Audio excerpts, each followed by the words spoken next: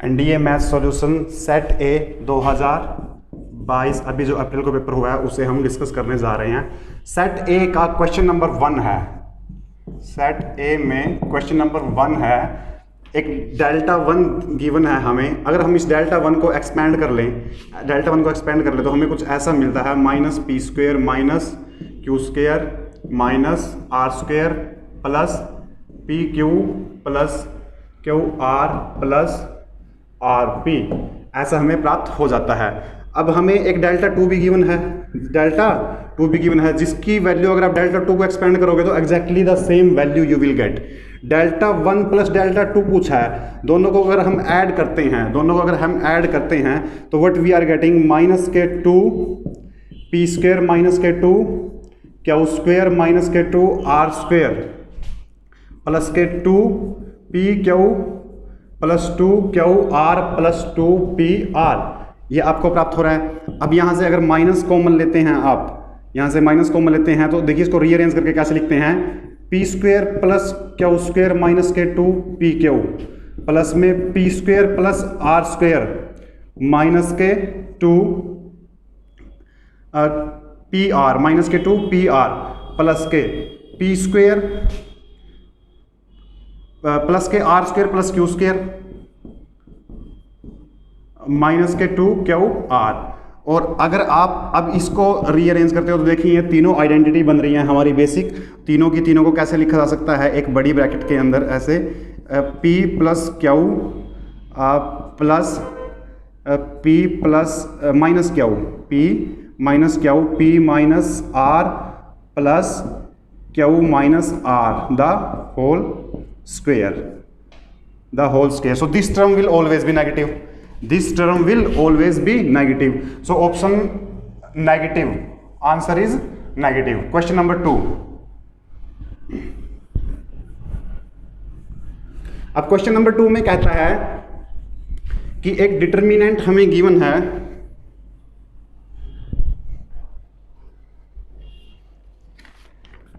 इस डिटर्मिनेंट में मैंने क्या किया, A B C, question number 2 कर रहे हैं। इस डिटर्मिनेंट में मैंने क्या किया, ए बी सी कॉमन ले लिया, ए कॉमन ले लिया C1 से, तो क्या आता है हमारे पास 1a स्क्वेयर, और यहाँ से b कॉमन ले तो 1b स्क्वेयर 1b स्क्वेयर और 1c स्क्वेयर, ये बच जाता है हमारे पास।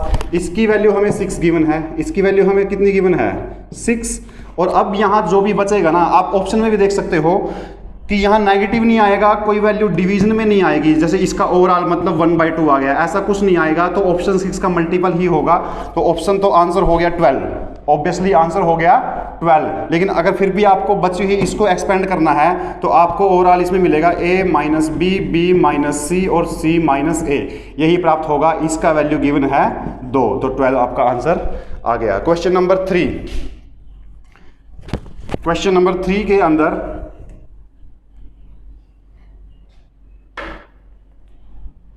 ए B C A C A B add कर दो R1 के अंदर सभी को, तो क्या आ जाएगा, a plus B plus C common, a plus B plus C common 1 1 1, और यहाँ पे हमारे ऐड होने के बाद एलिमेंट बच जाएंगे। अब अगर आप देखो तो ये 0 तो ये सारा 0, ये 0 तो ये सारा 0, तो पहला ऑप्शन तो करेक्ट हुआ, अगर ये 0 तो ये सारा 0। और अगर आप इस ब्रैकेट को ओपन करो, अगर आप अब जो डिटर्मिनेंट के अंदर बचा है, अगर आप उसको ओपन करते हो तो आप पाते हो आइडेंटिटी नंबर 3, जो तीसरा ऑप्शन है वो भी करेक्ट हो जाएगा। और इन दोनों की मल्टीप्लाई करते हो तो दूसरा ऑप्शन भी, तो फर्स्ट सेकंड और थर्ड तीनों के तीनों ट्रू हैं, तीनों के तीनों सही हैं। Question number 4,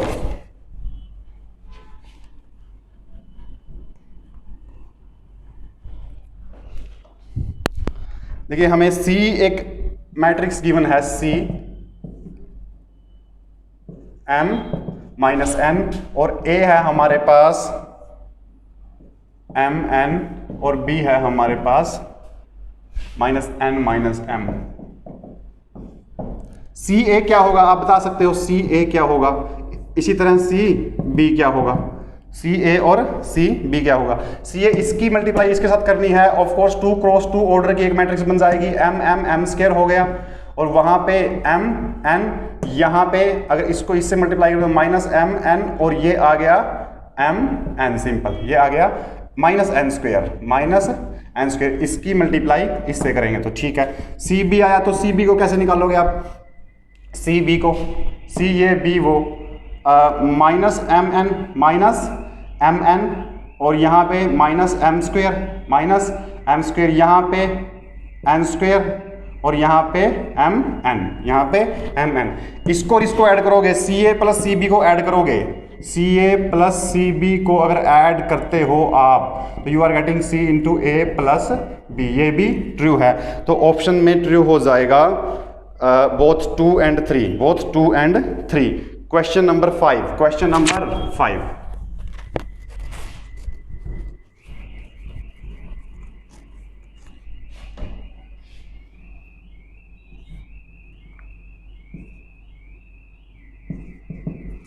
2 sine theta cos theta. देखिए हमें ये पता होना चाहिए बेसिकली तो कि A adjoint A divide by A is equal to A inverse, हम जानते हैं ए एडजॉइंट ए क्या आ गया, ए आई, ऑफ कोर्स आई आ गया, एडजॉइंट ए क्या आ गया, आई आ गया।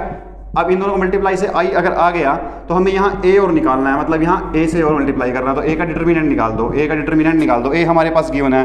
एक्सपेंडिंग अलोंग C3, ये जो हमारे पास मैट्रिक्स गिवन है ना, 2 sine theta cos theta 0, -2 cos theta sine theta 0, -1 1 1, इसके अलोंग अगर आप इसे एक्सपेंड करते हो तो यू आर डायरेक्टली गेटिंग 2, और आई हमारे पास है ही, तो 2i will be the answer. Question number 6। Question number 6 में देखिए 2 cos theta plus 2 cos 2 theta and 6, 2 cos theta and 6। Next है 1 minus 2 sin square theta which is also cos 2 theta, 2 cos square theta -1 also cos 2 theta, और यहाँ 3। देखिए next term आप लिखें ना लिखें जिसमें k की वैल्यू बतानी है, यहाँ पे कुछ k गिवन है हमें, k 2k 1। चलिए अगर आप ध्यान से देखें तो इसको अगर आप 2 से डिवाइड कर दें तो ये सारा सेम आ रहा है, और जब किसी भी मैट्रिक्स के 2 रो या 2 कॉलम बराबर हो जाएं तो उसकी वैल्यू हो जाएगी 0, इसके इंडिपेंडेंट, इस पे इंडिपेंडेंट। तो जरूरी नहीं है k रियल हो, जरूरी नहीं है k की कोई भी value. Option D for any value of k, complex भी होती है, एनी रियल लिख रखा है, देखिए ये क्या लिख रहा है, एनी रियल वैल्यू। हम क्या बिगाड़ लेते हैं अगर कॉम्प्लेक्स होती, तो कॉम्प्लेक्स के लिए भी तो सही है, for any complex value. Question number 7।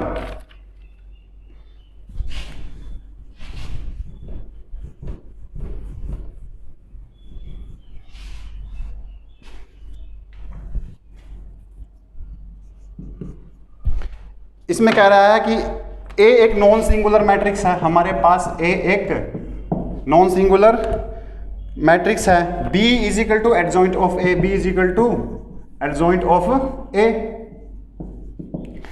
अब देखिए क्या कह रहा है कि AB is equal to BA, और B की जगह वैल्यू पुट कर देते हैं, AB is equal to BA। पूछ रहा है कि क्या ये सही है, B की जगह वैल्यू पुट कर दो, A adjoint A is equal to adjoint A, B क्या है, adjoint A dot A।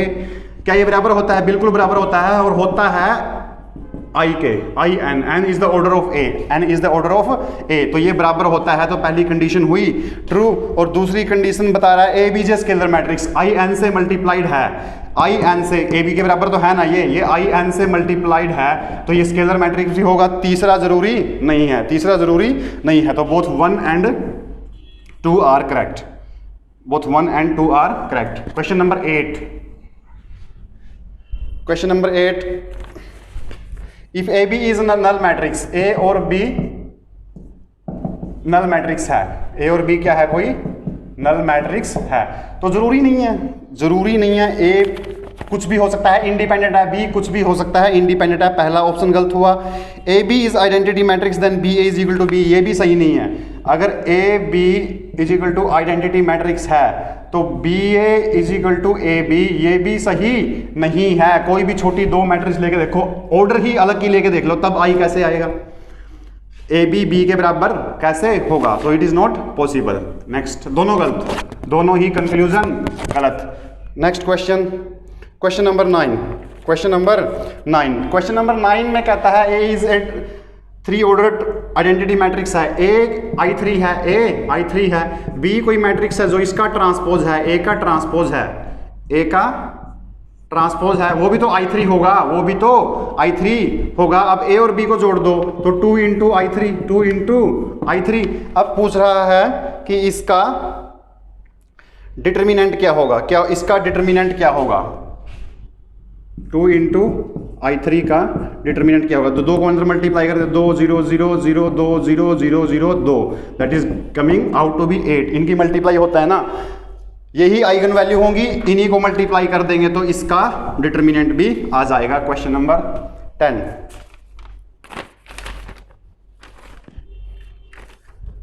In question number A and B are non singular matrix, A और B not equal to 0 matrix of the same order, order same है दोनों का।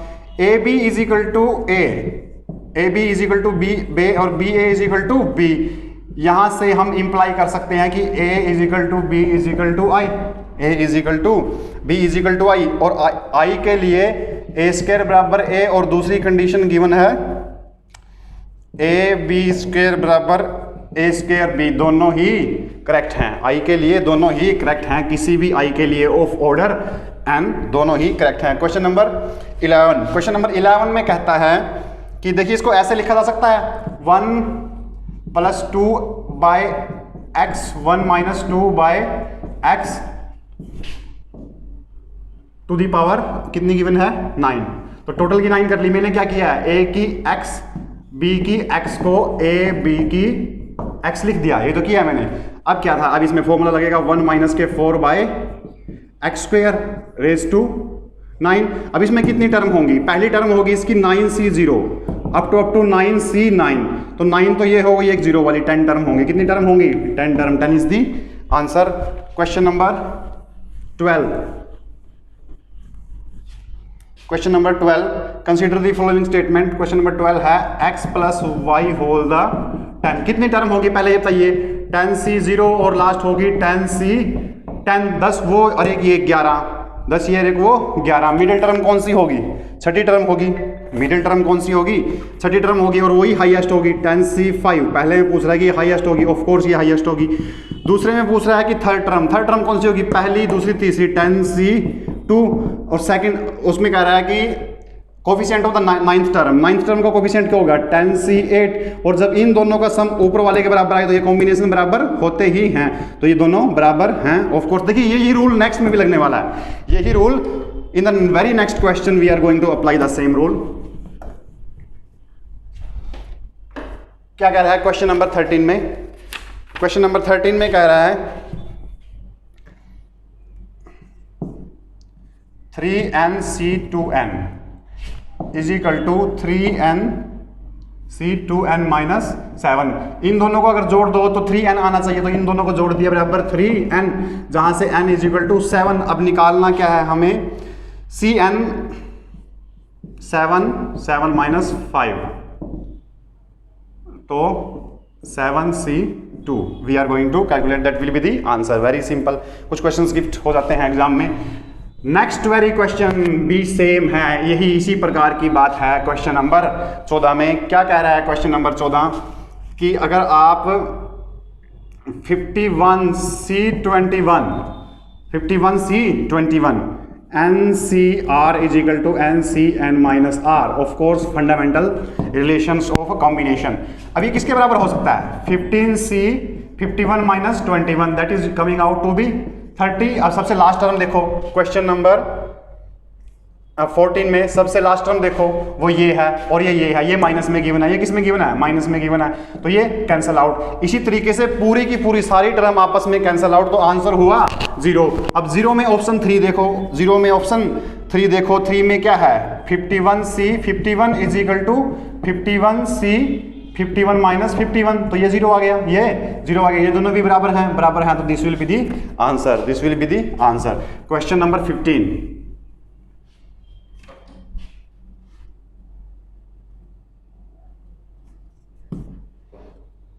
300 से 400 के बीच में 3 अंकों की संख्याएं बनेंगी। 300 से 400 के बीच में 3 अंकों की संख्याएं बनेंगी। 3 यहाँ रिजर्व है, एक चॉइस के पास। लास्ट में कौन कौन आ सकता है, 1 आ सकता है, 5 आ सकता है, 7 आ सकता है, 9 आ सकता है। 4 चॉइस के पास। कितनी चॉइस फिक्स कर दी हमने, 0 से 9 तक की संख्याओं में 10 संख्याएं हैं। एक चॉइस यहाँ, एक संख्या यहाँ फिक्स कर दी, एक संख्या यहाँ फिक्स कर दी। यहाँ कितनी चॉइस, 8 चॉइस, 8 चौके 32, 8 चौके 32। क्वेश्चन नंबर 16,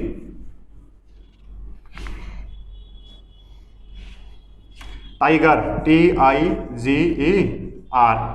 अब देख लेते हैं, इवन प्लेस पे कह रहा है कि ये और ये नहीं आना चाहिए, तो इवन प्लेस पे एक ये इवन प्लेस, एक ये इवन प्लेस यहाँ नहीं आना चाहिए, ये और ये। तो इन दो के पास कितने प्लेसेस, 1 2 3, 3 तरीके से अरेंज कर सकते हैं आप दो टर्म को। बची हुई 3 अपनी मर्जी से आएंगी। That is giving you 36, that is giving you 36। Question number 17, question number 17। अब क्वेश्चन नंबर 17 में कहता है, क्वाड्रेटिक बिल्कुल सिंपल दिया था इस बार, x² plus px plus Q बराबर 0। कहता है कि इसके रूट अल्फा बीटा है, इसके रूट क्या है, अल्फा बीटा है। तो मुझे बता सकते हो अल्फा प्लस बीटा क्या होगा, -p, और अल्फा बीटा क्या होगा, क्यू। अल्फा बीटा क्या होगा, क्यू। अब दोबारा कहता है, दूसरी इक्वेशन देता है, एक हमें एक दूसरी इक्वेशन देता है। ये तो इस इक्वेशन के थे, x² plus px plus Q. हमें दूसरी इक्वेशन देता है एक, और कहता है x² plus mx plus n, x² plus mx plus n। इसके रूट है अल्फा क्यूब और बीटा क्यूब, तो alpha cube plus beta cube का सम कितना होगा, -m, और अल्फा क्यूब बीटा क्यूब क्या होगा, n। अब कह रहा है कि m प्लस n निकालिए, m प्लस n निकालिए। इस इक्वेशन से ऊपर वाली इक्वेशन को माइनस कर दीजिए, m प्लस n आ जाएगा, n माइनस m। तो m प्लस n, हम उन दोनों को सम कर रहे हैं, तो अल्फा क्यूब बीटा क्यूब की जगह सीधा वैल्यू पुट कर सकते हैं हम क्यू। तो क्यू क्यूब क्या हो गया, क्यू क्यूब माइनस, इसमें फॉर्मूला लगा दीजिए, ये आएगा, इसमें फॉर्मूला क्या हो जाएगा, alpha plus beta, alpha square plus beta square minus alpha beta. इसको थोड़ा सा और अगर आप मॉडिफाई करना चाहो तो अल्फा प्लस बीटा की जगह तो क्या आ जाएगा, p। अल्फा प्लस बीटा की जगह क्या आ जाएगा, p। अब आगे नेक्स्ट स्टेप में इसको कर सकते हैं, क्यू क्यूब माइनस, ध्यान दीजिएगा, क्यू क्यूब माइनस p ऐसे कैसा रहने दो, और alpha square beta square, alpha square plus beta square plus 2 alpha beta add कर दो, और 2 अल्फा बीटा कर दो माइनस। तो alpha square plus beta square, तो ये कितना हो गया, alpha plus beta the whole square, alpha plus beta the whole square मतलब p स्क्वायर, मतलब p स्क्वायर। अल्फा बीटा क्या है, क्यू। अल्फा बीटा क्या है, क्यू। p को अंदर मल्टीप्लाई कर दो, क्या आंसर आ रहा है हमारे पास, Q cube minus p cube plus 3p Q, Q cube minus p cube plus 3p Q. इसकी वैल्यू, जब p की वैल्यू हमने यहाँ पुट की थी, तो p की वैल्यू ऑलरेडी क्या है, माइनस में है, तो माइनस माइनस इस माइनस को क्या बना देगा, प्लस बना देगा, प्लस बना देगा। यहाँ माइनस की दिक्कत इसीलिए नहीं आई क्योंकि ये स्क्वायर में है, तो आप बिना माइनस के पुट करोगे तो भी वैल्यू आपकी आ जा रही है। तो this is option number I think 3, C, option C is the correct answer. Question number 18 में कह रहा है, x² minus a plus b plus a plus B x plus A B minus C, ऐसी कुछ इक्वेशन है। बता सकते हो इसके रूट, कोई भी इसके रूट हो, अल्फा बीटा इसके रूट है, तो अल्फा प्लस बीटा किसके बराबर हो जाएगा, -a प्लस बी, तो प्लस आएगा तो a प्लस बी। और अल्फा बीटा का मल्टीप्लीकेशन किसके बराबर होगा, ए बी माइनस सी। अब देखिए क्वेश्चन में कहता है कि किसी इक्वेशन के रूट ए और बी होंगे। भाई इस इक्वेशन के रूट ए और बी होंगे, ए और बी तो इस इक्वेशन के रूट होंगे ना, X square minus A plus B x plus A B, इस इक्वेशन के रूट होंगे ऑब्वियसली। अब इस इक्वेशन में a प्लस बी की जगह क्या रख सकते हैं, एक्स स्क्वायर माइनस के अल्फा प्लस बीटा, क्या रख सकते हैं, alpha plus beta plus A B की वैल्यू यहां से पुट कर सकते हैं। ए बी की वैल्यू क्या आ रही है, alpha beta minus C, alpha beta minus C. इसको ओपन करते हैं तो you are getting the option minus alpha X minus के बीटा एक्स प्लस के alpha beta minus C. So that is minus नहीं प्लस हो जाएगा, राइट साइड लेफ्ट साइड जाके प्लस हो जाएगा। So option A is correct, option A is correct. Question number 90, question number 90 में equation लिखता है। देखिए इस इक्वेशन को कंडेंस करके लिख रहा हूं मैं, एक्स स्क्वायर माइनस के A plus B plus C x plus B C plus C A equal to 0। अब कहता है कि इसके रूट्स हैं वो इक्वल हैं, क्या है, इक्वल है, मतलब d बराबर 0। अगर रूट्स इक्वल हैं तो मतलब d बराबर 0, तो बी स्क्वायर माइनस के 4ac बराबर 0, तो या ये कह लो B square is equal to 4ac। तो b क्या होता है इस इक्वेशन में, ये है हमारे पास b और ये है c, तो b का स्क्वायर, इसका स्क्वायर क्या होगा, a square plus B square plus C square plus 2ab plus 2bc plus 2ca, ये तो होगा ना।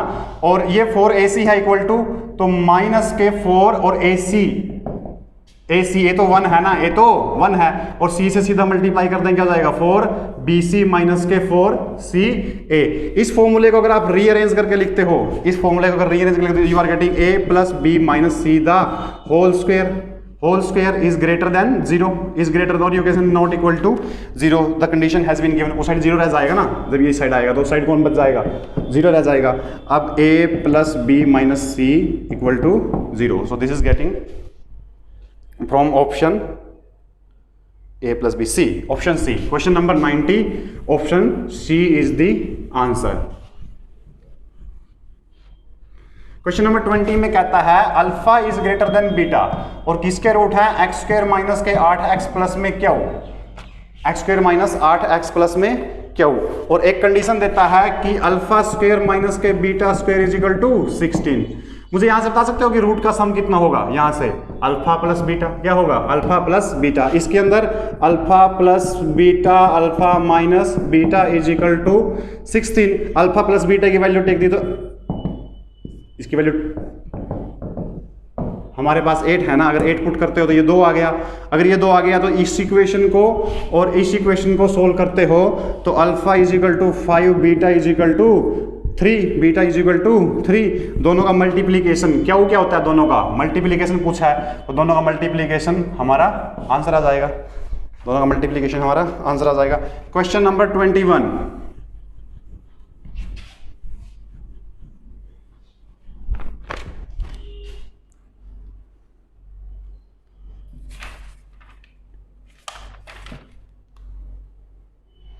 क्वेश्चन नंबर 21,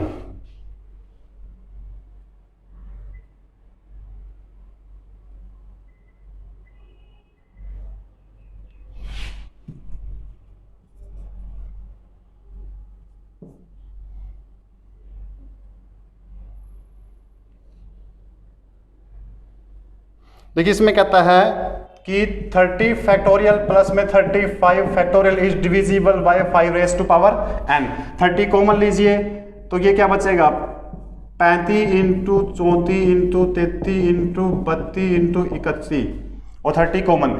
देखिए 1 2 जा 2 2 जा 3 6 6 4 जा 6 चौका 24 4 और 4 पंजे 20, यूनिट डिजिट आ रहा है 1 0, यूनिट प्लेस पे कौन सा डिजिट आ रहा है मल्टीप्लिकेशन के बाद 0, और प्लस 1 होगा, 30 बार गया 31, तो ये तो 5 से डिवाइड नहीं होगा तो यही होगा, तो 30 फैक्टोरियल बाय 5 की power n, that is what you will give 7, that is what you will give 7। बहुत बार ये मेथड बताया जाता है, इसको सोल्व करने का तरीका आप खुद ढूंढिए, कोई खास बात इसमें नहीं है। क्वेश्चन नंबर 22, देखिए 22 क्वेश्चन नंबर अच्छा है। इस क्वेश्चन को मैं कुछ ऐसे लिखना शुरू करूंगा, 1 into 1 factorial, plus 2 into 2 factorial plus 3 into 3 factorial up to 9 into 9 factorial plus 1। 2 था ना, तो एक 2 मैं यहाँ ले आया, एक 2 मैं यहाँ ले आया 1 इंटू 1 फैक्टोरियल लिखने के लिए, 1 इंटू 1 फैक्टोरियल। अब मैं जानता हूँ n इंटू n फैक्टोरियल का अगर सम निकालना हो, n बराबर 1 टू n, 1 से n तक का सम अगर हम निकालना हो तो हम क्या सम आता है, n minus 1 factorial, n plus 1 factorial, n plus 1 factorial minus 1, n plus 1 factorial minus 1। तो 1 से 9 तक का कितना आएगा, 9 प्लस 1 फैक्टोरियल माइनस 1 और 1 प्लस 1 हमारे पास बाद में बचा ही हुआ है। सो this is getting 10 factorial, this is getting 10 factorial. बहुत ही अच्छी सीक्वेंस। अब नेक्स्ट है ए एक सेट है, ए एक सेट है,